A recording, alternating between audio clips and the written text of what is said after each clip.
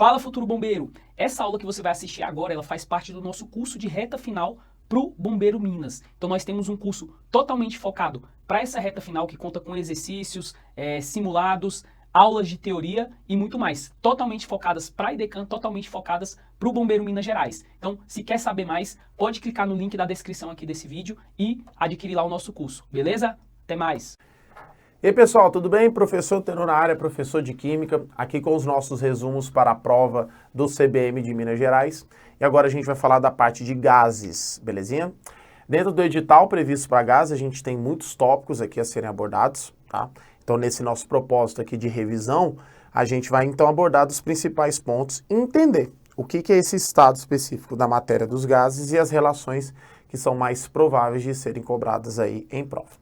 Primeiro ponto, quando a gente fala, a gente tem que entender a teoria cinética dos gases. Então, olha só, nós temos 4 pontos aqui que a gente vai citar que tem que ficar de maior clareza para vocês nesse estado físico.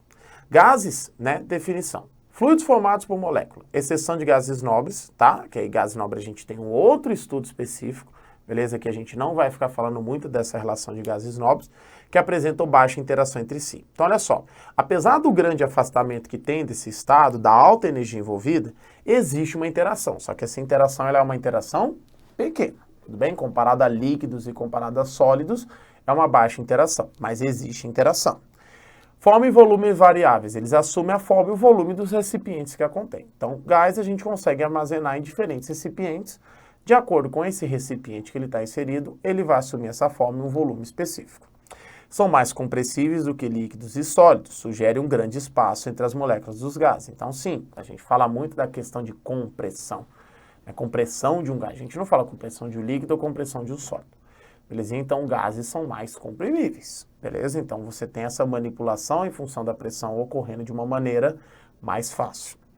Se expandem rapidamente quando desconfinados. Então, o que acontece? Gás está numa alta energia envolvida no sistema. Então, ele está num movimento caótico e desordenado. Inclusive, nessa parte, sugere que eles têm uma alta desordem. Então, tem um ΔS alto. O que é o ΔS? É a tal da entropia, né? O grau de desordem. Né? Ou seja, um ΔS muito grande, você tem, então, uma alta entropia no sistema. Então, você tem uma desordem muito grande. Movimento caótico aqui.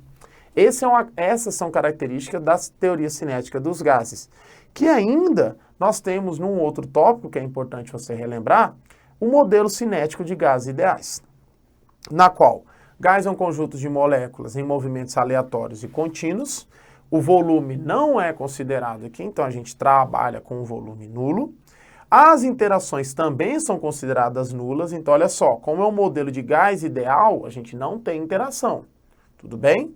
A interação ela pode ocorrer, que nem está na quarta hipótese, quando há colisão. Mas ainda assim, essa colisão ela é dita perfeitamente elástica, ou seja, a energia é conservada. O que foge um pouco da nossa realidade. Por quê? Quando 2 ou mais corpos se colidem, há uma tendência de perda de energia. Tudo bem? Mas no modelo de gás ideal, não. Esse movimento ele continua. Então, se chocou, ele vai continuar acontecendo. Tudo bem? Então, esses 4 pontos aqui do nosso modelo, eles são para gás ideal. Tudo bem?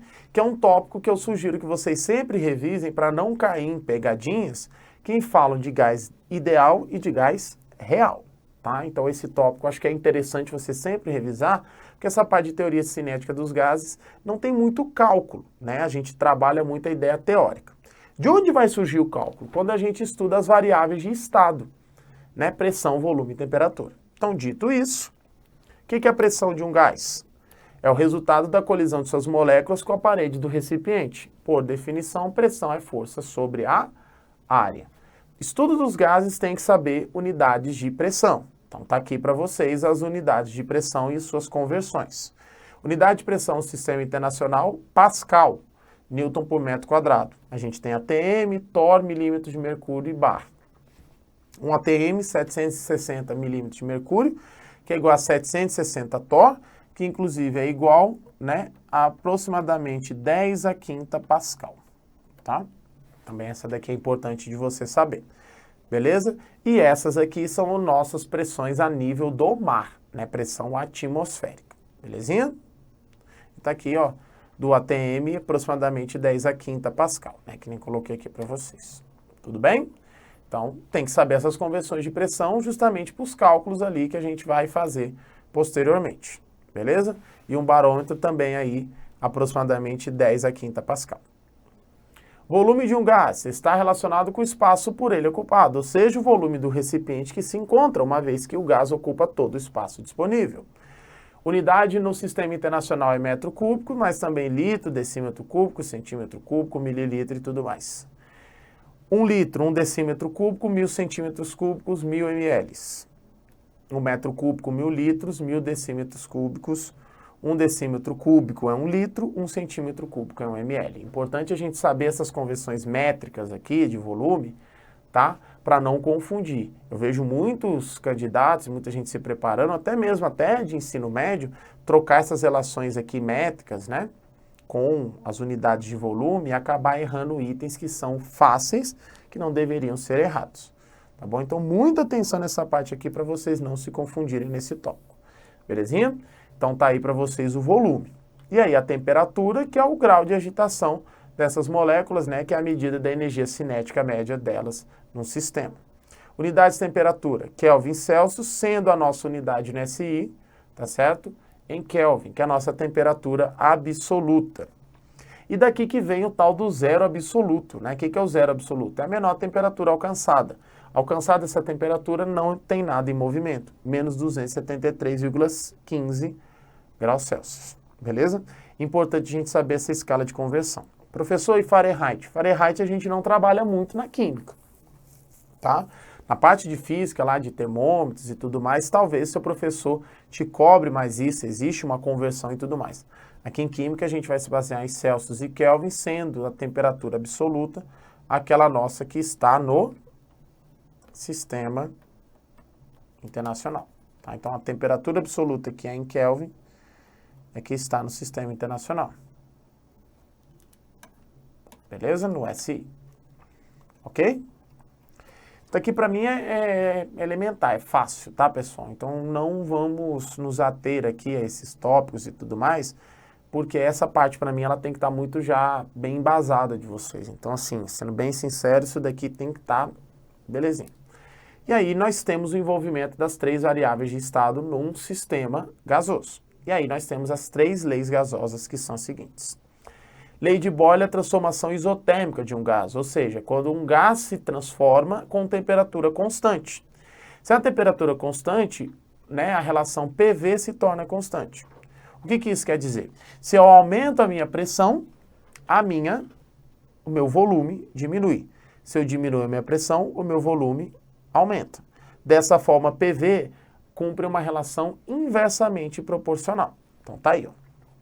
E aí cria um gráfico que é um gráfico de uma hipérbole. Ou seja, aumenta o volume e diminui a pressão, diminui o volume, aumenta a pressão. Belezinha?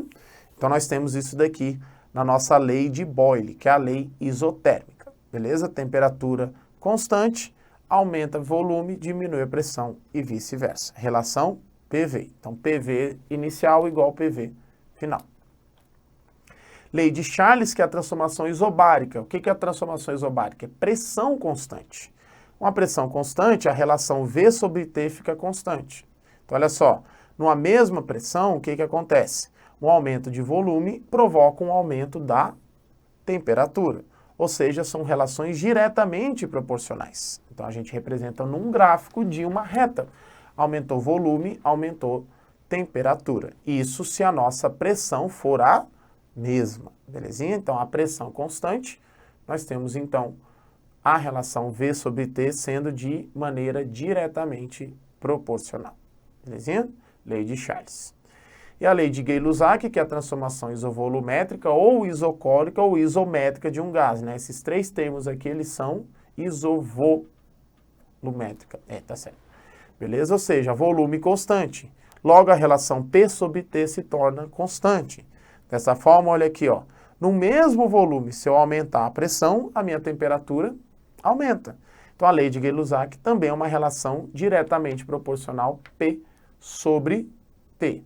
Dessa forma, P sobre T indica que, mantendo pressão, né, ou mantendo volume constante, pressão e temperatura vão aumentar na mesma proporção. Belezinha? Aqui nós temos o estudo das transformações gasosas, né? São as leis gasosas. Daqui já é muito bem embasado. Só que o que acontece? Juntando essas três, a gente tem a equação geral dos gases, que é usada em transformações que tenham todas as variáveis sendo alteradas. O que são essas variáveis sendo alteradas? Um famoso PVT, Povotó, que você aprendeu no ensino médio, né? Que é assim, ó. PVT, Povotó. Muitas vezes eu gosto de falar que todo gás, numa tendência natural, ele tem as três variações ocorrendo, né? Ele varia a pressão, ele varia o volume, ele varia a temperatura, né? E aí, quando você tem aquelas relações constantes das leis, fica fácil de você eliminar aqui e fazer a relação. Então, olha só. PVT. Ah, temperatura constante. Então, se a temperatura é constante, vá lá e tira a temperatura. O que sobrou? PV, PV. Lei de Boyle, inversamente proporcional. Aumenta a pressão, diminui o volume e vice-versa. Ah, não é o T constante, né? A gente tem o caso aqui, né, da lei de Charles. Lei de Charles é aquela da pressão constante. Então, tira P. V sobre T, V sobre T. Belezinha? Ou seja, aumentou o volume, aumenta a temperatura numa pressão constante. Ah, não, mas eu vou trabalhar a lei de Gay-Lussac, né? Que o volume é constante. Então, P sobre T, ou seja, aumentou a pressão, aumentou a temperatura e tudo mais. Muita atenção, normalmente os itens de prova, quando eles colocam leis gasosas, eles te implicam uma condição. Se eles não te implicarem uma condição, você usa a equação geral dos gases, né, que é o nosso famoso PVT, Povotó, né? Então, equação geral dos gases, PVT, Povotó.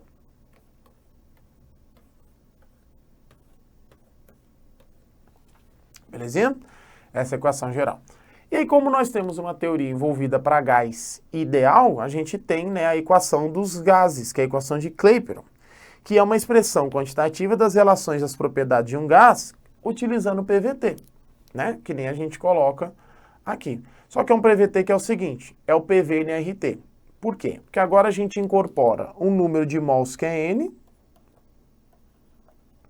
e um R que a gente chama de constante universal dos gases. É aqui que é o ponto-chave para o seu sucesso na resolução de itens. Por quê? O R, ele tem unidades. Então, você vai manter as unidades que você quer, de acordo com aquelas conversões que a gente viu no início da aula, em determinar os valores. Então, olha só. Se tem um item de gás, ele colocou para você 0,082, pressão em atm, volume em litro, quantidade de matéria mol, temperatura em Kelvin. A gente colocou 62,3, também é bem comum. Vai colocar milímetro de mercúrio, vai colocar litro, vai colocar mol, vai colocar Kelvin. Beleza? Ou 8,31, que é joule por mol Kelvin, tá? 8,31 é muito utilizado com o pessoal da física, né? Ali nas transformações termodinâmicas. Na química, o mais comum é o 0,082, tá? Esse é o mais comum, então se atenha a isso. Ou seja, se esse é o mais comum na química, saber transformar para ATM, saber a relação para litro e, obviamente, Kelvin, que é a escala absoluta, se tornam essenciais. Belezinha? Então, muita relação, atenção com isso. Quando eu falo de gás ideal, lembrar da relação da hipótese de Avogadro. Para dois gases ideais que estão no mesmo estado, pressão, volume e temperatura, estes possuem o mesmo número de moléculas. Beleza? E isso só vale se for para gás ideal. Tá? Só vale para o ideal. Beleza? Para o gás real, essa hipótese não se aplica. É um exemplo de lei limite, principalmente quando a gente olha a questão, né, da pressão indo a zero. Ou seja, ela tem um limite. Se ela tem um limite, até determinado ponto a gente pode utilizar essa equação e suas relações. Passado isso, a gente não tem como mais fazer essas relações. Beleza? O PV/NRT, galera, para nós aqui, ele ganha muito jogo. Tá? Então, tu tá lá trabalhando com algum item que tem PV/NRT. Né? Pontos aqui importantes que podem estar relacionados com essa equação aqui de Clapeyron. Olha para o R e vê as unidades. N é número de mol. Número de mol é massa dividido pela massa molar. Massa em gramas, tá? Importante aqui. Massa molar, gramas por mol. bom? Então, muita atenção aqui. Porque aí, galera, ele sempre pode te relacionar um gás, pedir uma massa específica e tudo mais. Isso aqui vem lá daquela parte de estequiometria. Belezinha? Então, quando a gente olha para essa equação aqui, a dica de saber usar ela ou não é justamente quando vem o valor da constante. Se ele te der um R, já desconfie. Você vai usar PV/NRT. Beleza? E são itens de natureza bem tranquilos de serem resolvidos. Essa parte de gases, a parte matemática, na minha visão, ela é mais fácil do que a parte teórica. Tá? A parte teórica pode te levar a muitas confusões. A parte matemática é simplesmente uma aplicação de PVT, em várias variações aqui. E aí você vai conseguir entender e resolver esses itens de uma maneira mais tranquila e calma, e aí você vai acertar a questão. Tá bom? Então, lei dos gases ideais, a equação de estado dos gases, né, ideais, dos gases perfeitos, né, como também são ditos, a nossa equação de Kleipel, PV/NRT. Isso daqui é essencial, ganha muito jogo. Tá bom? Muita atenção aqui, eu tenho certeza que você não vai errar esses tópicos. Fechou? Quando a gente fala de gás, a gente tem as condições. Então, é muito importante a gente saber delas para poder aplicar os valores matemáticos correspondentes. Nós temos, então, CNTP, condições normais de temperatura e pressão, temperatura 0 graus Celsius ou, né, 273 Kelvin, pressão de 1 atm, volume molar 22,4. Tem a CATP, né, condições ambiente, temperatura e pressão, temperatura 25, pressão de 1 atm, volume molar 24,5, né?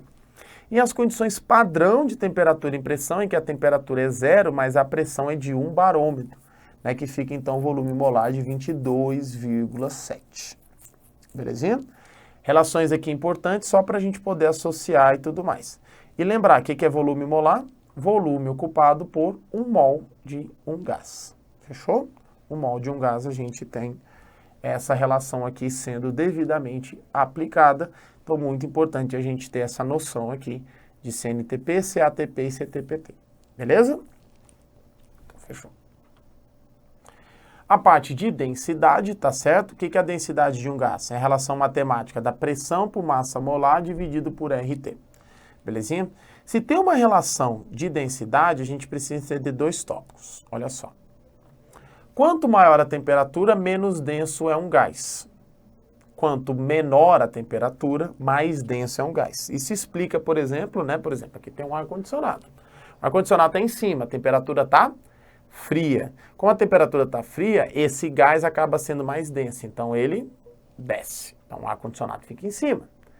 O que acontece? Um aquecedor. O gás está quente, então quente o gás vai subir. Então sobe, como ele está quente, esse gás vai acabar subindo para o sistema. Você quer andar de balão, você aquece aquele gás ali dentro para que o balão suba, beleza? E aí nós temos relações matemáticas aqui que envolvem o seguinte. A densidade do ar atmosférico é essa daqui, 1,2923 gramas por centímetros cúbicos. A gente tem muita aproximação com 1,3 nos exercícios. E a massa molar, né, aparente do ar atmosférico é 28,96, que muitas vezes aparece para a gente como 29. O que acontece? Se eu tenho um gás que é menor do que a densidade do ar atmosférico, por ele ser menor, vamos supor, um balão desse gás, ele acaba subindo, certo? Vamos pegar aqui 2 exemplos, né? Eu tenho um balão aqui de hélio.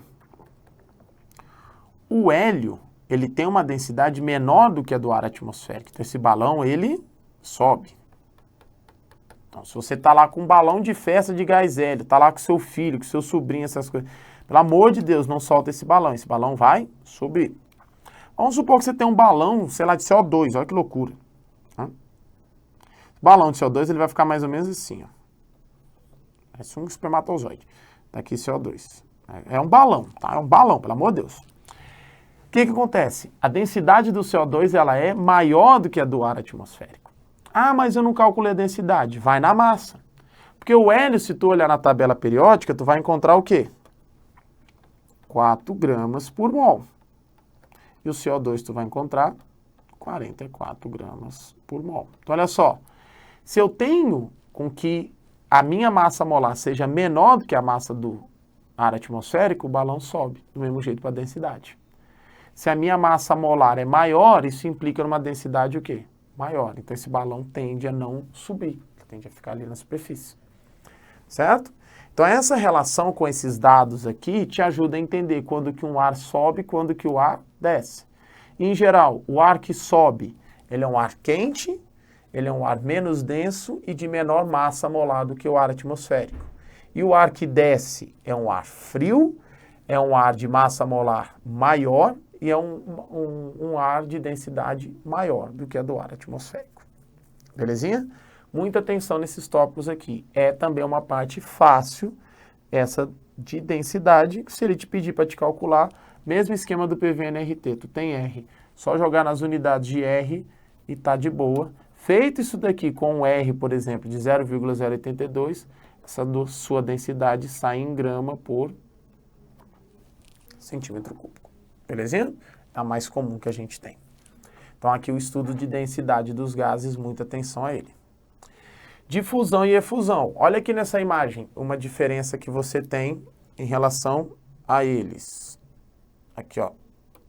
E tá aqui as duas definições. Difusão é quando um gás se espalha num recipiente. Então tá aqui, ó. Tem uma divisória, tirou essa divisória, esse gás rapidamente se difundiu. Olha os termos. O que é efusão? É quando ele se espalha por um pequeno orifício. Certo? Então você tem aqui uma divisória, mas ali foi o gás e achou um pequeno buraquinho. O que esse gás vai fazer? Vai se espalhar por esse pequeno orifício. Não deixam de ser formas diferentes de um gás se difundir. Só que a difusão é um processo mais total e a efusão é um processo mais específico pela passagem em um tópico, né, um orifício aqui pequeno. Belezinha? Então, muita atenção para você não errar teoria aqui, difusão e efusão. E aí a parte da lei de Graham. A lei de Graham é o cálculo que nós temos em função dessa velocidade, que é esses dois aqui. O que acontece? Eu tenho dois gases no mesmo sistema, certo? Eu tenho aqui um gás A e um gás B. Segundo a lei de Graham, a razão das velocidades entre A e B é a raiz quadrada da massa de B sobre a massa de A. Ou a razão entre as velocidades de A e B vai ser a raiz quadrada da densidade de B sobre a densidade de A. Então perceba que tem um inverso aqui, beleza? Mas só numa relação de massa, só para vocês entenderem aqui, que é algo bem simples, de verdade, eu vou pegar novamente o hélio, que tem uma massa de 4 gramas por mol, e eu tenho o CO2, que tem uma massa aqui de 44 gramas por mol. Quem tem menos massa? O hélio. Então o hélio tem uma maior velocidade, ele se difunde mais rápido. Então a velocidade dele é maior. Tem menos massa, fica mais fácil dele se difundir. Beleza? Então ele se difunde com a velocidade maior. Já o CO2 tem uma menor velocidade. É isso que a lei de Graham quer dizer. Massas pequenas, velocidades grandes, massas grandes, velocidades pequenas, de se difundirem no meio, certo? Então a gente tem que ter essa atenção, esse tópico aqui, porque quando tem a cobrança da parte matemática, tem um envolvimento de uma raiz quadrada. Então assim, não vai te exigir muito nessa parte e tudo mais. Porém, se você tem essa relação de massa, que nem eu fiz para densidade ali, você já consegue entender algumas relações de gases que não são tão difíceis que a gente imagina. Tá? Então, feito isso daqui, você acaba, né, ganhando o jogo e ficando mais tranquilo nesses tópicos. Beleza? Então, difusão e efusão dos gases também é um tópico importante aqui para a sua revisão, que eu te recomendo a fazer para a sua prova. E a mistura de gases em que a gente tem duas leis que nós aplicamos, que é a lei de Dalton e a lei de Amagat. A lei de Dalton é a lei da pressão. O que acontece? A pressão total exercida por uma mistura é igual à soma das pressões parciais dos gases que compõem essa mistura. Então vamos lá. Você tem um cilindro e nesse cilindro você tem alguns gases. Tanto para a lei de Dalton quanto para a lei de Amagat, a gente vai usar um termo utilizado de fração molar. Vamos supor que você tenha 2 mol, mas um determinado gás ele tem uma contribuição de 40%. Então 40% desses 2 mol vai ser relacionado à pressão dele em função da pressão total. Beleza? Então, ou seja, essa parte matemática da porcentagem, ela vai valer na fração e isso você aplica a pressão total. Então, olha só. Tu tem um cilindro. Tá aqui um cilindro. Beleza? Nesse cilindro, tu tem uma pressão total de 2 atm. Certo? Aí tu tem aqui 3 gases. Um verde, vermelho e um roxo. Beleza? O verde aqui, né, vou colocar tudo na mesma. O verde é 20%, o vermelho é 30%, então, consequentemente, o roxo ele é 50%. Beleza? E vamos supor que nisso daqui tu tem um volume total de 5 litros. O gás verde vai contribuir com 20% da pressão. O gás vermelho vai contribuir com 30% da pressão. O gás roxo vai contribuir com 30% da pressão. Do mesmo jeito que, cumpridas as condições da lei de Amagá, o gás verde vai contribuir com 20% do volume, o gás vermelho vai contribuir com 30% do volume e o gás roxo vai contribuir com 50% do volume. Por exemplo, o gás roxo aqui, ele teria um volume de 2,5 litros a uma pressão de 1 atm. Como que você pode fazer o cálculo em relação a isso? Você pode usar PV, NRT, né? Fazer ali e tudo mais. Esse tipo de análise ele vai ocorrer da seguinte forma. Para a lei de Dalton, o volume e temperatura estão constantes. Para a lei de Amagá, a pressão e a temperatura estão constantes. Ou seja, a relação matemática que eu tenho do número de mols, ela prevalece para a pressão e prevalece para o volume. Então, se um gás tem 20% da quantidade de matéria no sistema, ele contribui com 20% da pressão, 20% do volume, de acordo com cada uma das leis. Se eu tenho essa relação sendo respeitada, eu entendo que eu tenho gases diferentes, então se torna uma mistura gasosa. Belezinha? Então, é algo que normalmente quando cai de uma maneira bem tranquila. É só a gente ver o que vai acontecer com esse sistema após a ação da mistura. Tá certo? Em tese, estudo dos gases, ele não tende a ser um estudo muito difícil, mas é um estudo que pode te confundir se você não entender essa dinâmica gasosa que você tem. Ou seja, primeiro passo, conversão de unidades, né? Aquela parte de pressão, volume e temperatura. Depois, entender as relações das transformações. Entendidas essas relações de transformações, você vai partir para as ideias de transformação geral, né, da equação geral dos gases e a lei de gases ideais, e aplicar depois esses conhecimentos aqui mais específicos relacionados a esse estudo. Belezinha? É uma revisão importante, há uma incidência grande de gases em provas, tá? De maneira geral. A física aqui vai te contribuir muito, principalmente na parte de termodinâmica, tá? Para que você não tenha, então, nenhum tipo de dificuldade e consiga matar essas questões aqui. Belezinha? Então tá aí para vocês o nosso resuminho de gases. Espero que tenham gostado. Espero aí que tenham mantido os seus estudos, estejam mantendo, melhor dizendo, seus estudos para a prova. E é isso, pessoal. Então, ó, obrigado a todos vocês. Tamo junto e a gente se encontra aí em mais aulas, mais revisões, mais exercícios. Conta com a gente aqui do Missão 93. Espero que eu esteja ajudando aí vocês nesse entendimento. Fechou? Sentido operante? Obrigado, gente. Tchau, tchau.